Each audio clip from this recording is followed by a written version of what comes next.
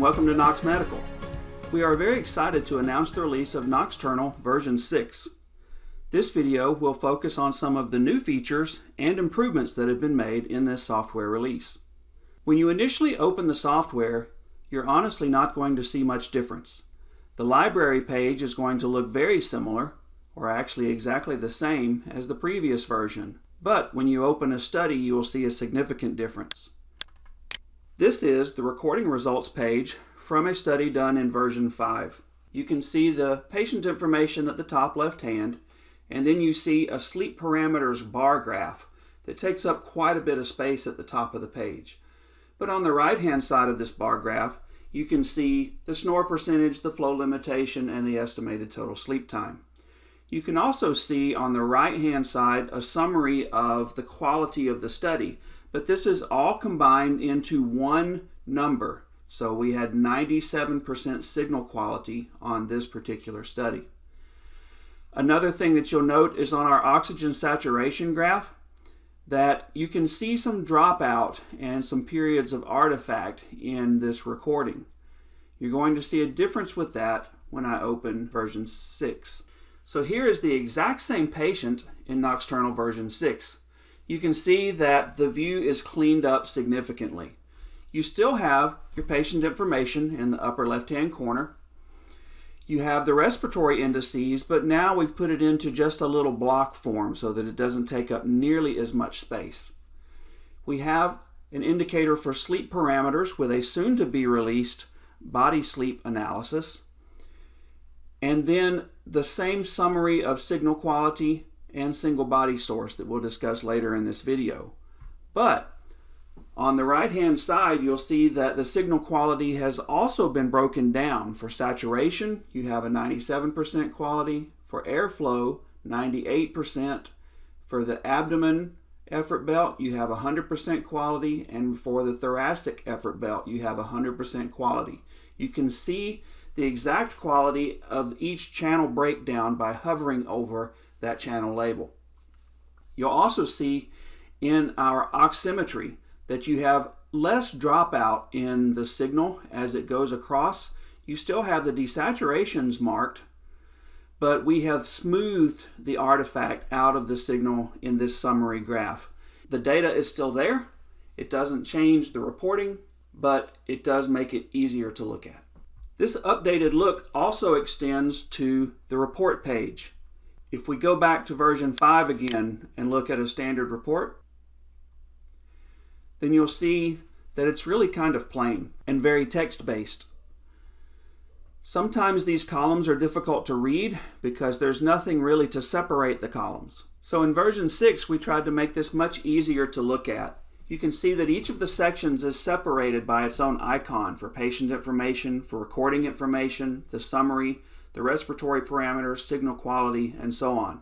Within those, we put in more color block of reporting so that you can see exactly what is going on with each parameter. And then in the report parameter breakdowns, we've put in shading in between each one of the columns to make it much easier to differentiate and view. The reports contain the same trend overview chart or hypnogram as our past reports, but again, the smoothing and the ease of looking at the signal has been improved with these reports. Another thing that we carried over was the ability to look at marked epochs from the recording itself, and these can be generated with the report. Besides the new look, Noxturnal 6 also has some new report features. Excel-like calculator functionality has been added so that you can put in fields to calculate specific parameters. We also now have the ability to add drop-down menus to reports like the interpretation notes. So you could select something like mild, moderate, or severe for the diagnosis of sleep apnea fields. Finally, Noxturnal 6 adds the ability to report on AHI with different desaturation levels. You can report separately for the AHI of 3% desat or the Medicare definition of the AHI with 4% desaturation. The new look that is available in the summary screens also is available to be added as a report part. The PLM analysis has also been improved for version 6.0. If you go to the analysis and manage protocols, we can look at the old PLM analysis. And you'll see that we had two different sections here. There were the time constraints of identifying each movement on its own, and then the constraints for identifying those movements as being part of a PLM period. The detection thresholds were also here, and you could choose relative or absolute. So you had the choice of, under relative, looking at the onset threshold being 5 times the background, which was not entirely clear what this setting was telling you. Or you had this option of setting the absolute so that you could have the microvolt increase over baseline in order to start an event. The minimum number of limb movements in a period were designated, along with the minimum and maximum interval between those. And you could also select to only score one PLM for all channels if there was a concurrent PLM in both the right and left limb, for example. With version 6, there have been a number of enhancements to this PLM analysis. You'll see the same identification of the limb movement itself, with the minimum and maximum durations, as well as the intermovement interval and the maximum allowed amplitude. You have the same options for relative threshold type, which now we have defined it, that it's 5 times the background, or the offset is down to 3 times the background. And you can still set that for an absolute threshold as well. An 8 microvolt increase from background would start a movement. When it returns to 2 microvolts from background, then it would end the movement. You have the same ability to select the number of limb movements in a period and to combine limb movements from all channels into one PLM scoring, but we have added the ability to exclude specific limb movements. Say that they are starting in an epoch that is classified as wake and we want to disregard those. If they're starting in a movement event and we want to exclude those. Or that they start very close to an apnea, hypopnea, or RERA event, and we can set the time period of how close to that event we want to exclude the PLM. Here's an example of what that would look like in a T3 recording. You can see that we have both legs combined in this PLM channel. Here's an individual movement, here's an individual movement.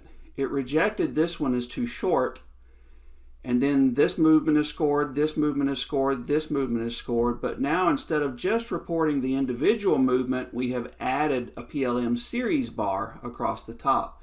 And you can see exactly how long this PLM series lasted, and on reporting you can see how many events were included. If you are a Nox A1 or C1 user, there is one more new feature for you. Under Devices and your online rooms, when you select your Nox C1 and click Edit Device, you will see that there is a new option called Soft Reset. This is simply for restarting your C1 if you're in the midst of troubleshooting. Previously, this required unplugging and then plugging in again the C1. So this option lets us do this from software alone. In addition to the standard filter settings has been made for ECG filtering. If you right-click on the EEG channel and select Filters, then you'll see that Filter Out ECG Artifact has been added. Here's an example of this filter at work.